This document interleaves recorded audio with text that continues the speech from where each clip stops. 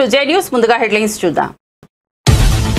అగస్త్య మహర్షి ఆలయాన్ని సందర్శించిన deputy CM Pawan ఈ రోజు నుంచి దక్షిణాది రాష్ట్రాల పర్యటనకు శ్రీకారం చుట్టిన జనసేనాని 3 రోజుల ఈ యాత్రలో కేరళ, తమిళనాడులోని 7 క్షేత్రాలను సందర్శించిన పవన్ కొచ్చి సమీపంలోని శ్రీ అగస్త్య మహర్షి ఆలయాన్ని సందర్శించి ప్రత్యేక పూజల నిర్వహణ.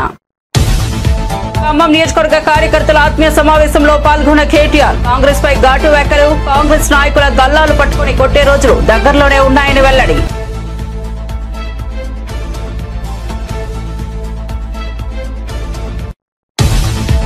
ప్రజల కోసం బటన్లు నొక్కిన మనకే ఈ పరిస్థితి వస్తే జగన్ చరిత్రలో ఎప్పుడూ చూడని విధంగా వైసీపీ పాలన సాగిందన్న జగన్ 2.0లో ప్రతి కార్యకర్తకు అండగా ఉంటానని హామీ. ప్రజలను మోసం చేసిన చంద్రబాబు చీటర్ కాదా అని ప్రశ్న. హోంగార్డులకు ఇంకా జీతాలు చెల్లించలేదన్న హరీష్ రావు. 16,000కు పైగా హోంగార్డులు ఇబ్బంది పడుతున్నారనే ఆవేదన. వెంటనే జీతాలు చెల్లించాలని demand.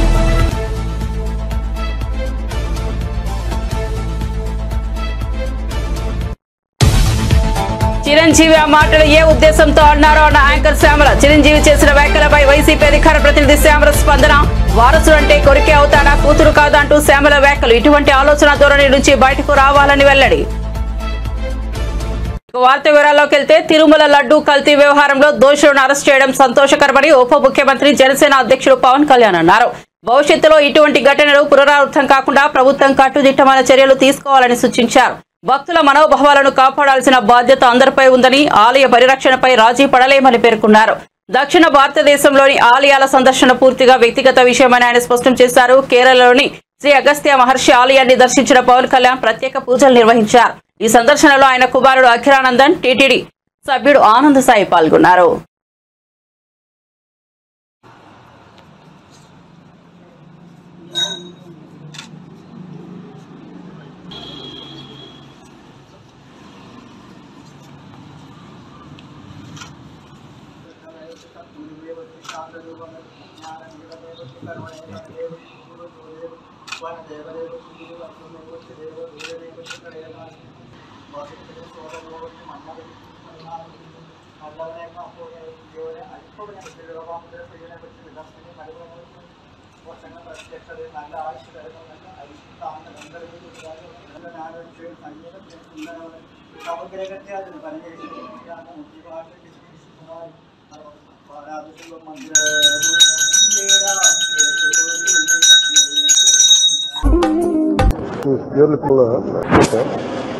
I had a great passion for Kerala once when I was 6, but I didn't have the money then to that kind of money to come here and learn, and I regret that. That's why I know there's a great Siddharth system is there.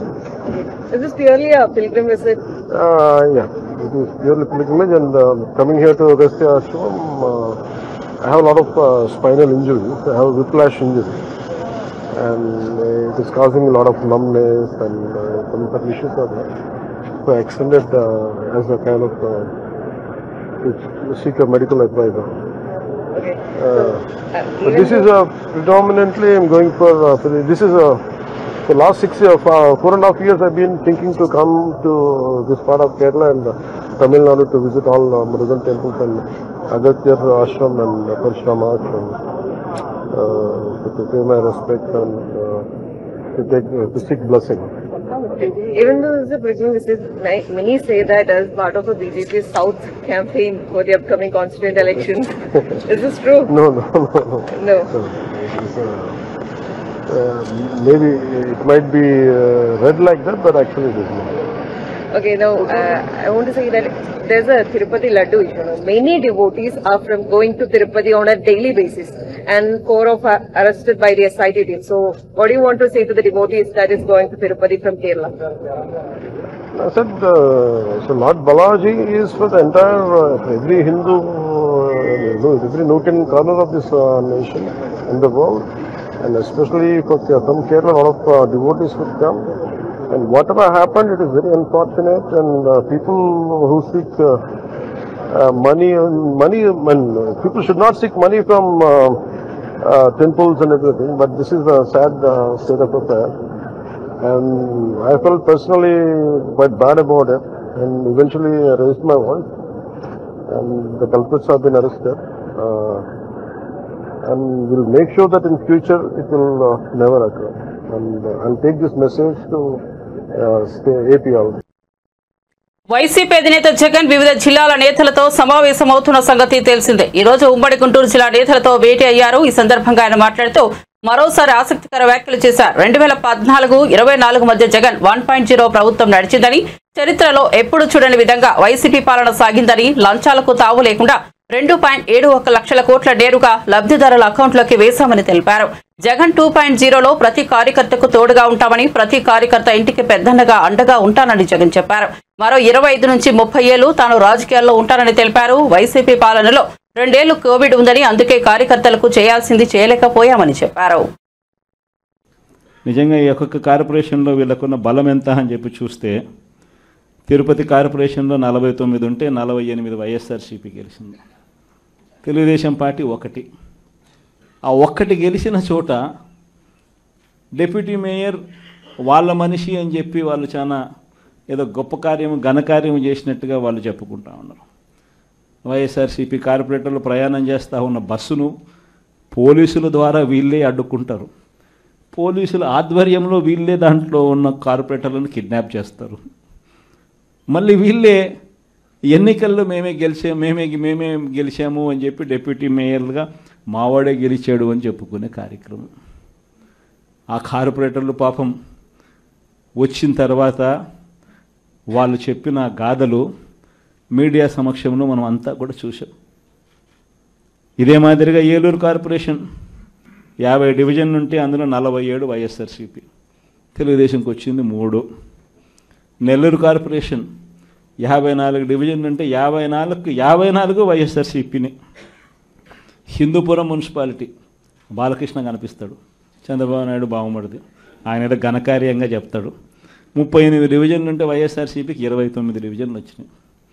తెలుగుదేశంకి వచ్చింది కేవలం 6. దాంట్లో ఏదో పదవి ఏదో వచ్చిందని చెప్పి ఘనకార్యంగా చెప్పుకుంటా ఉన్నారు.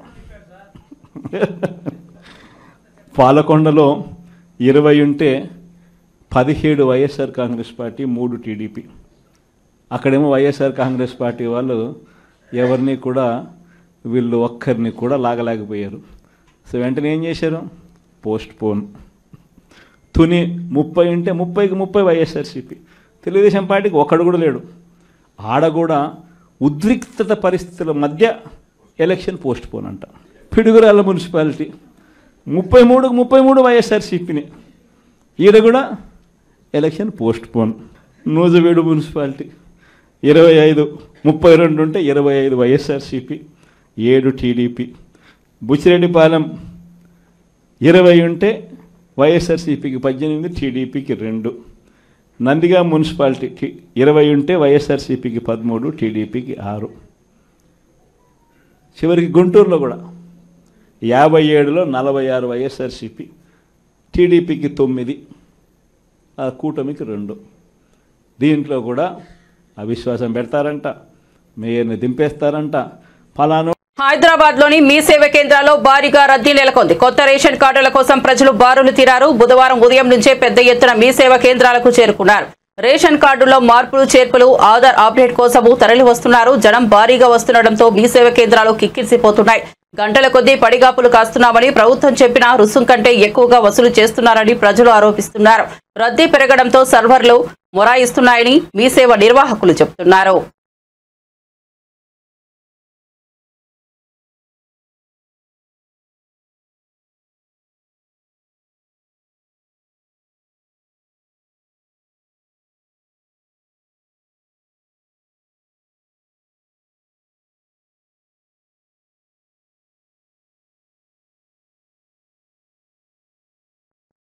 కాంగ్రెస్ ప్రభుత్వం ఇచ్చిన హామీలు నెరవేరక ప్రజలు అసంతృప్తి వ్యక్తం చేస్తున్నారని బీఆర్ఎస్ వర్కింగ్ ప్రెసిడెంట్ కేటీఆర్ విమర్శించారు. కళ్యాణ లక్ష్మి చెక్కులు ఇస్తున్న కాంగ్రెస్ ఎమ్మెల్యేలను మహిళలు తులం బంగారం ఎక్కడ ఉందని నిలదీస్తున్నారని తెలిపారు.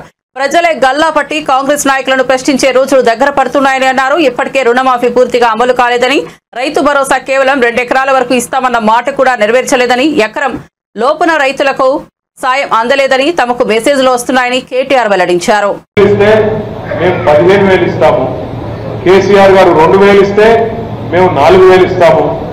కేసీఆర్ గారు ఇంట్లో ఒక ముసలమ్మకో ముసలయ్యకో ఇస్తే మేము ఇద్దరికీ ఇస్తాము, ఒకవేళ తల్లిదండ్రులు ప్రభుత్వ ఉద్యోగులైనా వాళ్ళకు కూడా ఇస్తాము అంటూ ఏదైతే ఒక అరిచేతిలో స్వర్గం చూపెట్టినారో దాన్ని ప్రజలు కొంత నమ్మినట్టుగా ఉన్నారు.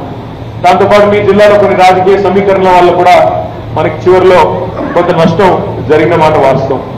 కానీ గత సంవత్సర కాలంగా మనం ఓడిపోయినా ప్రజలకి కష్టం వచ్చినప్పుడు మాత్రం మనం ఇంట్లో కూర్చోలేదు. ఖమ్మంలో వరదలు వస్తే మళ్ళీ తిరిగి గుర్తొచ్చింది ఇదే పువ్వాడ అజయ్ గారు. ఇంటింటికి తిరిగి మళ్ళీ ప్రభుత్వం, మరి ఇంత పెద్ద ప్రభుత్వం, ఇంతమంది మంత్రులు, 3 మంత్రులు ఉన్నారు. డిప్యూటీ సీఎంతో కలిపి ఖమ్మం జిల్లాలో 3 మంత్రులు ఉన్నారు. కానీ కనీసం ఆ రాణి గారు అనే ఒక అమ్మాయి వాళ్ళ కుటుంబంతో సహా మొత్తం డాబా మీద చిక్కుకొని పోతే కనీసం ఒక హెలికాప్టర్ పంపించడానికి కూడా ప్రభుత్వానికి మనసు రాలేదు. మంత్రులు ఇవాళ ఎమ్మెల్యేల బర్త్డేలకి పనికి మాలిన కార్యక్రమాలకి మాత్రం హైదరాబాద్ నుంచి కూతవేడు దూరానికి కూడా హెలికాప్టర్ వేసుకొని పోతున్నారు. కానీ ఒక అమ్మాయి మొత్తం కుటుంబంతో సహా వరదల్లో అక్కడ చిక్కుకొని పోతే పంపించడానికి మాత్రం హెలికాప్టర్ దొరకలేదంట. కానీ మన ప్రభుత్వం ఉన్నప్పుడు ఎట్లా ఉండేదో ఒకసారి గుర్తు తెచ్చుకోండి.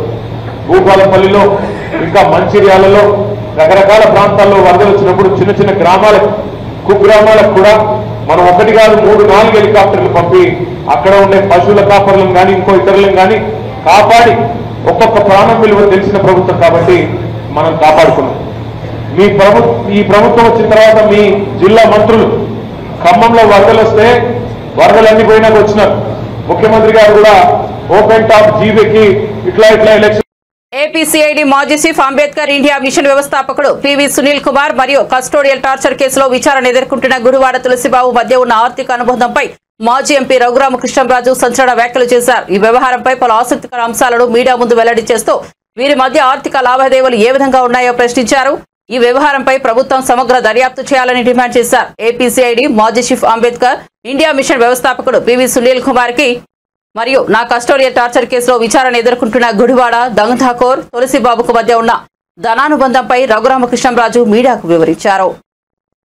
వచ్చినప్పటికీ అసలు వీళ్ళ అనుబంధం గురించి ప్రజలందరికీ కూడా తెలియచేయాల్సిన బాధ్యత ఒక బాధితుడిగా నా మీద ఉంది కాబట్టి ఇప్పుడు తులసిబాబు ఇతని గురించి క్లుప్తంగా చెప్తా. 6/10/2020 కొంచెం శ్రద్ధగా వినండి. 6/10/2020 నాడు ఈ తులసిబాబు అన్న వ్యక్తిని ఇంకెవడో కిరణ్ వీళ్ళిద్దరిని లీగల్ అసిస్టెంట్స్ అంటే సిఐడికి కొంత న్యాయ నిపుణుల కొరత వచ్చిందట. అందుకని న్యాయ నిపుణులుగా ఈ తులసిబాబుని కిరణ్ అని ఇంకో వ్యక్తిని నియమించుకుంటానికి అప్పుడేముండే అప్పుడు అతను దందాలు చేసేవాడు, మరి కొట్టుకొచ్చిన దాంట్లో కొంత పైన ఇచ్చేవాడు ఏంటో మొత్తం మీద అతను బాగానే సాగింది. సరే ఏం కౌరులు చెప్పాడో అక్కడ సాగింది బాగానే. అంటే నన్ను కొట్టడానికి ఇదొక 7 నెలల ముందు. సో వీళ్ళిద్దరిని అపాయింట్ చేశాడు లీగల్ అసిస్టెంట్స్గా. జోక్ ఆఫ్ ది మిలీనియం ఏంటంటే అప్పటికి తులసిబాబు అన్న వ్యక్తికి అతను లాయరే కాదు, డిగ్రీ ఏదో చదివితే చదువుకుని ఉండొచ్చు. లా చదివిన వాళ్ళందరూ లాయర్ కారు. ఎందుకంటే ఒక అడ్వకేట్ అవ్వాలి అంటే దానికి బార్ కౌన్సిల్ రిజిస్ట్రేషన్ ఉండాలి, ఇవన్నీ ఉండాలి, ఎన్రోల్మెంట్ ఉండాలి. అప్పుడైతే కానీ తర్వాత పరీక్షలు రాయాలి. ఏబి 2011 తర్వాత లాయర్లు అయిన వాళ్ళందరికీ ఒక పరీక్ష ఉంటుంది, ఆ పరీక్ష కూడా రాయాలి. ఇతను లాయర్కి ఇవ్వాల్సిన ఒక లాయర్ని అపాయింట్ చేస్తున్నామని చెప్పి అప్పటికి ఎన్రోల్మెంట్ కూడా లేని ఈ వ్యక్తిని, అంటే బేసిక్గా గుండాగిరి చేసేవాడు, ఈ గుండాగిరి చేసేవాడిని అపాయింట్ చేసుకున్నాడు. ఎందుకంటే నేను గతంలో చాలాసార్లు చెప్పా కలెక్షన్కి వాడతాడు ఇతన్నాను, అంటే పర్సనాలిటీ చూసి భయపడి డబ్బులు ఇస్తారని ఏంటో కలెక్షన్కి వాడేవాడు. సో ఆ కలెక్షన్ కింగ్ని లాయర్ చేసి లెజిటిమైజ్ చేస్తే అతనికి ఒక బండి ఇవ్వచ్చు, ఆ బండిలో క్యాష్ తెచ్చుకోవచ్చు. మరి ఇటువంటి ఇత్యాదులన్నీ కూడా బహుశా పరిగణలోకి తీసుకుని అతన్ని లాయర్గా, అడ్వకేట్గా, లీగల్ అసిస్టెంట్ అనే పేరుతో ఒక ఆర్డర్ ఇచ్చాడు. రాష్ట్ర అభివృద్ధికి స్వర్ణాంధ్ర 2047 విజన్ అనుసరించి 15% వృద్ధి రేటును సాధించడానికి తలసరి ఆదాయం $42,000 పెంచే లక్ష్యంగా ఎటువంటి చర్యలు చేపట్టాలో మేధోమథనాన్ని తీవ్రతరం చేసి పటిష్టమైన ప్రణాళికలతో ముందుకు వెళ్లాలని ముఖ్యమంత్రి చంద్రబాబు నాయుడు ఆదేశించారని సమాచార పౌర సంబంధాల శాఖ మంత్రి కొలుసు పార్థసారథి చెప్పారు. 2047 నాటికి ఆంధ్రప్రదేశ్లో $2.4 ట్రిలియన్ జీఎస్డీపీ ఆర్థిక వ్యవస్థగా మార్చాలని, తలసరి ఆదాయం $42,000 పెంచాలనే లక్ష్యంతో 2025-26 బడ్జెట్ రాష్ట్ర సమగ్ర అభివృద్ధికి దోహదపడేలా రూపొందించాలని సూచించారని చెప్పారు. వృద్ధికి దోహదపడే ప్రాజెక్టులు గుర్తించి వాటిని ప్రత్యేక పోర్టల్ ద్వారా ట్రాక్ చేయడానికి కూడా మరి ఆలోచించాలని చెప్పేసి కూడా మరి సందర్భంగా చర్చించడం జరిగిందని చెప్పేసి మనం చేస్తాను. అదేవిధంగా ఫిర్యాదుల పరిష్కార వ్యవస్థ పనితీరుపై మరి ముఖ్యమంత్రి గారు చాలా క్రిటికల్గా కూడా సమీక్షించడం జరిగింది. ముఖ్యంగా revenue, home, Panchayati Raj, civil supplies విభాగాల్లో ఎక్కువగా సమస్యలు ఉన్నట్లు గుర్తించడం జరిగింది. దీంట్లో కొన్ని లీగల్గా ఉన్నా కూడా రిపీటెడ్గా కొన్ని సమస్యలు ఎక్కువ వస్తూ ఉన్నాయి. అంటే ఎక్కువగా ఉన్నాయని కాదు, కానీ ఇది ప్రజా సంబంధమైన డిపార్ట్మెంట్స్ కాబట్టి దీంట్లో ఎక్కువగా వస్తూ ఉన్నాయి. వాళ్ళు ఎక్కువ ఫిర్యాదులను కూడా పరిష్కరించడం జరిగింది. కాకపోతే గత 5 సంవత్సరాల్లో ఇటువంటి సమస్యలకి పరిష్కారం లభించలేదు కాబట్టి ఎక్కువగా రావటం జరుగుతుంది. వాటన్నిటిని కూడా మరి బాధ్యతగా మరి పరిష్కరించాలని చెప్పేసి కూడా ఆదేశించడం జరిగిందని చెప్పేసి మనం చేస్తాను. అదేవిధంగా పెన్షన్ పంపిణీ, అన్న క్యాంటీన్లు, ధాన్యం కొనుగోలు, దేవాలయ సేవలపై ప్రజల అభిప్రాయాన్ని సేకరించడం జరిగింది. ఐఎన్పిఆర్ డిపార్ట్మెంట్ ప్రత్యేకంగా ఈ వ్యవస్థలకు సంబంధించి ప్రజల అభిప్రాయాన్ని, ప్రజల యొక్క సాటిస్ఫాక్షన్ లెవెల్స్ని చాలా స్పష్టంగా తెలుసుకోవడం జరిగింది. ఫోన్స్ ద్వారా కానివ్వండి, ఐవీఆర్ఎస్ ద్వారా కానివ్వండి తెలుసుకోవడం జరిగింది. దాని మీద కూడా సమావేశంలో చర్చ జరిగిందని చెప్పేసి మనం చేస్తా ఉన్నాం. నిరంతరం ప్రజల అభిప్రాయాలు తెలుసుకుని ప్రజల అభిప్రాయాలకి కారణాలు ఏమిటో, అంటే వాళ్ళు ఏదన్నా సాటిస్ఫాక్షన్గా లేకపోతే వాటికి కారణాలు ఏమిటో, ఆ కారణాలకు ముందు పునరావృతం కాకుండా ఉండే ఏ విధంగా చర్యలు తీసుకోవాలో ఆ డిపార్ట్మెంట్స్ కూడా మరి కృషి చేయాలని చెప్పేసి కూడా స్పష్టంగా తెలియజేయటం జరిగిందని చెప్పేసి మనం చేస్తాను. ముఖ్యంగా పెన్షన్లు ఇచ్చేటప్పుడు పెన్షన్లు ఇచ్చే అధికారులు కానీ ఎవరైతే సిబ్బంది ఉన్నారో వాళ్ళ వ్యవహార తీరు ఏ విధంగా ఉంది, వాళ్ళు పెన్షన్ లబ్ధిదారులతో ఏ విధంగా ప్రవర్తిస్తూ ఉన్నారో వాటన్నిటి మీద కూడా మరి క్షుణ్ణంగా పరిశీలించాలని చెప్పేసి కూడా ఆదేశాలు ఇవ్వడం జరిగిందని చెప్పేసి నేను మనం చేస్తాను. ఏ విధంగా అయితే కేంద్ర ప్రభుత్వ స్థాయిలో కేంద్ర ప్రభుత్వం కింద పిఎంజి ప్రాజెక్ట్స్ మానిటరింగ్ గ్రూప్ విధానం ఏదైతే ఉందో, ఏదైతే పెద్ద ప్రాజెక్టులు మానిటరింగ్ చేస్తాం, ఆ ప్రాజెక్టులు అమలు చేయటంలో ఎదుర్కొనబడే సమస్యలు ఏదైతే ఫర్ ఎగ్జాంపుల్ ఎన్విరాన్మెంట్. ప్రముఖ సినీ నటులు రష్మిక మందన, విక్కీ కౌశల్ మహారాష్ట్రలోని షిరిడి సాయిబాబా ఆలయాన్ని సందర్శించారు. ఈ సందర్భంగా వారు సాయిబాబా ఆలయంలో ప్రత్యేక పూజలు నిర్వహించి స్వామివారి ఆశీర్వాదాలు పొందారు. సినిమా షూటింగ్ ప్రమోషన్ల నడుమ ఆలయాన్ని సందర్శించిన వీరి ఫోటోలు ప్రస్తుతం సోషల్ మీడియాలో వైరల్ అవుతున్నాయి.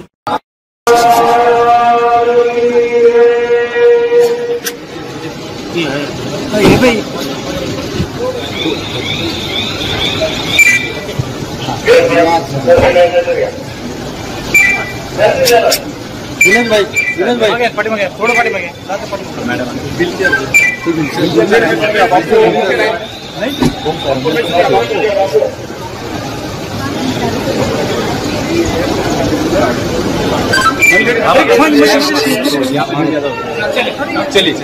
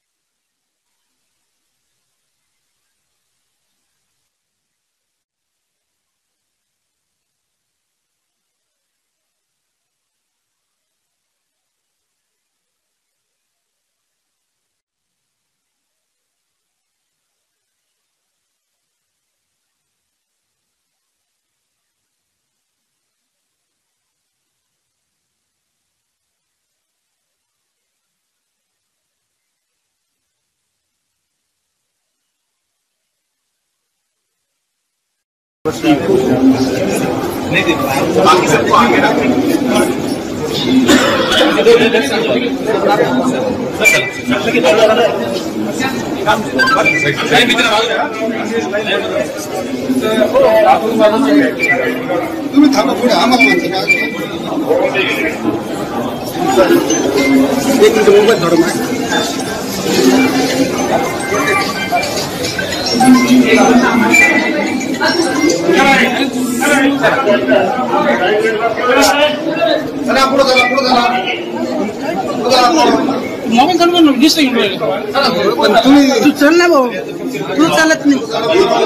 నెలలో 12 రోజులు గడుస్తున్నా హోంగార్డులకు ప్రభుత్వం జీతాలు చెల్లించలేదని బీఆర్ఎస్ ఎమ్మెల్యే హరీష్ రావు విమర్శించారు. ప్రభుత్వ తీరు వల్ల రాష్ట్రంలోని 16,000కు పైగా హోంగార్డులు తీవ్ర ఇబ్బంది ఎదుర్కొంటున్నారని అన్నారు. పిల్లల ఫీజులు, ఇంటి అద్దెలు, రోజువారీ ఖర్చుల కోసం అప్పులు చేయాల్సిన దుస్థితి నెలకొందని చెప్పారు. పథకాల్లో కోతలు, జీతాలు చెల్లించకుండా వాతలోని ఎద్దేవా చేశారు. హోంగార్డులకు ఇంతవరకు జీతాలు చెల్లించకపోవడం సిగ్గుచేటని హరీష్ రావు విమర్శించారు. చేతిలో చిల్లి గవ్వలేక హోంగార్డులు ఇబ్బందులు పడుతున్నారని ఆవేదన వ్యక్తం చేశారు. ఈఎంఐలు చెల్లించకపోవడంతో బ్యాంకు వాళ్ళు ఫోన్లు చేసి నిలదీసే పరిస్థితి వచ్చిందని అన్నారు. కాంగ్రెస్ పార్టీ అధికారంలోకి వచ్చినప్పటి నుంచే ఇదే పరిస్థితి కొనసాగుతుందని చెప్పారు. దీనికి ముఖ్యమంత్రి ఏం సమాధానం చెబుతారని ప్రశ్నించారు. ఇది ప్రజాపాలన కాదని ప్రజా వ్యతిరేక పాలన అని అన్నారు. హోంగార్డులకు వెంటనే జీతాలు చెల్లించాలని డిమాండ్ చేశారు. కళ్యాణదుర్గం నియోజకవర్గంలో 100 ఏళ్ల పురాతన పట్టాభిరామస్వామి దేవస్థానంలో కొలువుదీరిన సీతారాములకు కళ్యాణదుర్గం ఎమ్మెల్యే ఆమిలినేని సురేంద్రబాబు పట్టు వస్త్రాలను సమర్పించారు. ముఖ్యంగా ఎన్నో ఏళ్లుగా ఉన్న పట్టాభిరామస్వామి దేవాలయంలో హిందువులు, ముస్లింలు కలిసి పట్టాభిరామస్వామి బ్రహ్మోత్సవాలను ఘనంగా నిర్వహిస్తున్నారు.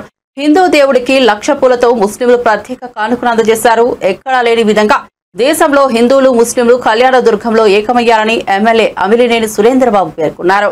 ఎమ్మెల్యే సురేంద్రబాబుతో పాటు కళ్యాణదుర్గం నియోజకవర్గ ముస్లింలు కూడా ఆలయంలోకి ప్రవేశించి ప్రత్యేక పూజలలో పాల్గొన్నారు. జై శ్రీరామ్ అంటూ ముస్లింలు ఈ కార్యక్రమంలో పాల్గొన్నారు. ఈ సందర్భంగా ఎమ్మెల్యే సురేంద్రబాబు మాట్లాడుతూ కుల మతాలకు అతీతంగా కళ్యాణదుర్గం నియోజకవర్గంని కూటమి ప్రభుత్వం అభివృద్ధి చేస్తోందని, ఇప్పటికే పలు అభివృద్ధి కార్యక్రమాలు నియోజకవర్గ వ్యాప్తంగా చేపట్టినట్లు వెల్లడించారు. బీటీపీ ప్రాజెక్టును త్వరలోనే పూర్తి చేసి కళ్యాణదుర్గంను సస్యశ్యామలం చేస్తామని ఎమ్మెల్యే పేర్కొన్నారు.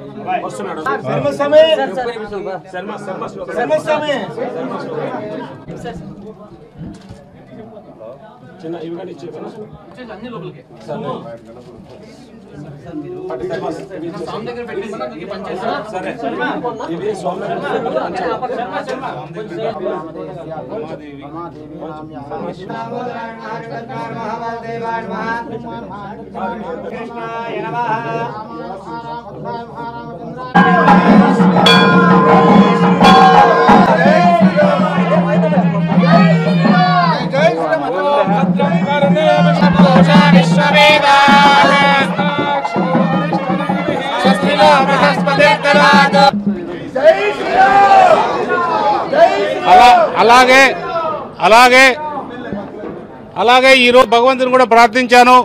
మన ప్రాంతంలో ఏదైతే ఉందో బీటీపీ ప్రాజెక్ట్ని సకాలంలో పూర్తి చేయాల్సిన బాధ్యత మనము తీసుకుంటున్నాం, మన ముఖ్యమంత్రి గారు తీసుకుంటున్నారు. అలాగే మన పవన్ కళ్యాణ్ గారు, అలాగే మన ఎన్డీఏ నరేంద్ర మోడీ గారు, అలాగే ఏదేమైనా కూడా భగవంతుని ఒకటే కోరుకున్నాం. వాళ్ళందరి తరఫున కూడా త్వరగా మా ప్రాంతానికి. హైదరాబాద్ రాజేంద్ర నగర్ శివాలలోని ఓ ఫామ్ హౌస్ లో పోలీసులు ఆకస్మికంగా దాడి చేసి కేసును ఆడుతున్న 64 మందిని అరెస్ట్ చేశారు. అంతేకాదు పందెం కోళ్లకు కత్తులు కట్టి పందాలు నిర్వహిస్తున్న ఘటనను కూడా పోలీసులు గుర్తించారు. ఈ కేసులో ప్రధాన నిందితుడిగా భూపతిరాజును అరెస్ట్ చేశారు. ఫామ్ హౌస్ లో కేసును కోడి పందాలు నిర్వహిస్తున్న విషయంపై పోలీసులు కేసు నమోదు చేసి దర్యాప్తు చేస్తున్నారు. భారీ మొత్తంలో నగదు, కార్డులు, పందెం కోళ్లు, ఇతర సామాగ్రిని పోలీసులు స్వాధీనం చేసుకున్నారు. వైసీపీ అధికార ప్రతినిధి యాంకర్ శ్యామల తాజాగా మెగాస్టార్ చిరంజీవి చేసిన వ్యాఖ్యల పట్ల స్పందించారు. కేవలం కొడుకునే వారసుడనడం సబబు కాదని అన్నారు. కూతుర్ని కూడా పరిగణలోనికి తీసుకోవాలని వ్యాఖ్యానించారు. అదే నాకు అర్థం కాలేదు. వారసుడంటే కొడుకు అవుతాడా, కూతురు అవుదా ఏమో. మరి మెగాస్టార్ చిరంజీవి గారు ఏ ఉద్దేశంతో అన్నారో నాకు తెలియదు, కానీ వారసుడంటే కొడుకులే అవ్వాలి అనే ఆలోచన నుంచి అందరూ బయటకొస్తే బాగుంటుందని హితవు పలికారు. జరిగిన అన్యాయాన్ని గుర్తెరిగి ఆమె దాని నుంచి బయటకొచ్చి మళ్లీ తన కుటుంబ జీవన పోషణ కోసం తనకు జరిగిన అన్యాయం నుంచి బయటపడితే తను ఆ కిరణ్ రాయల్కి ఇచ్చినటువంటి 1,30,00,000 తనకి తిరిగి వస్తే అది తన కుటుంబానికి ఉపయోగపడతాయి అని చెప్పి నమ్మి ఈ కూటమి ప్రభుత్వాన్ని సహాయం అడిగితే ఏం చేశారండి? మీరిచ్చిన తీర్పు ఏంటి? ఆవిడ అరెస్ట్.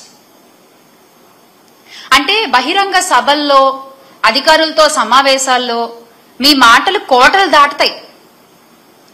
మహిళలకి ఏమన్నా అన్యాయం జరిగితే కడుపు రగిలిపోతుంది, కడుపు తరుక్కుపోతుంది.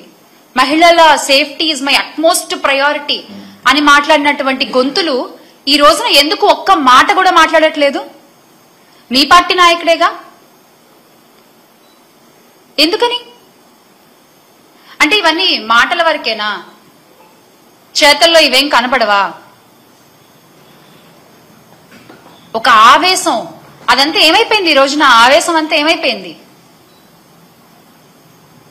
లేకపోతే ఏమన్నా డ్యూటీ దిగారా? చెప్పండి. జస్ట్ అంటే ఏమైనా గ్యాప్ తీసుకున్నారా? మళ్ళీ మీరు డ్యూటీ ఎక్కాక ఇవన్నీ చూస్తారా? రాజకీయ ముసుగులో. బులెటిన్ ముగించే ముందు హెడ్లైన్స్ మరోసారి చూద్దాం. అగస్త్య మహర్షి ఆలయాన్ని సందర్శించిన డిప్యూటీ సీఎం పవన్. ఈ రోజు నుంచి దక్షిణాది రాష్ట్రాల పర్యటనకు శ్రీకారం చుట్టిన జనసేనాని. 3 రోజుల ఈ యాత్రలో కేరళ, తమిళనాడులోని 7 క్షేత్రాలను సందర్శించిన పవన్ కొచ్చి సమీపంలోని శ్రీ అగస్త్య మహర్షి ఆలయాన్ని సందర్శించి ప్రత్యేక పూజల నిర్వహణ. ఖమ్మం నియోజకవర్గ కార్యకర్తల ఆత్మీయ సమావేశంలో పాల్గొన్న కేటీఆర్. కాంగ్రెస్ పై ఘాటు వ్యాఖ్యలు. కాంగ్రెస్ నాయకుల గల్లాలు పట్టుకుని కొట్టే రోజులు దగ్గరలోనే ఉన్నాయని వెల్లడి.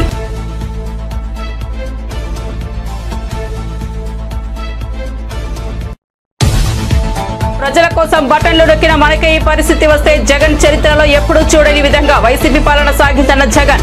జగన్ 2.0లో ప్రతి కార్యకర్తకు అండగా ఉంటానని హామీ. ప్రజలను మోసం చేసిన చంద్రబాబు చీటర్ కాదా అని ప్రశ్న. హోంగార్డులకు ఇంకా జీతాలు చెల్లించలేదన్న హరీష్ రావు. 16,000కు పైగా హోంగార్డులు ఇబ్బంది పడుతున్నారనే ఆవేదన. వెంటనే జీతాలు చెల్లించాలని డిమాండ్.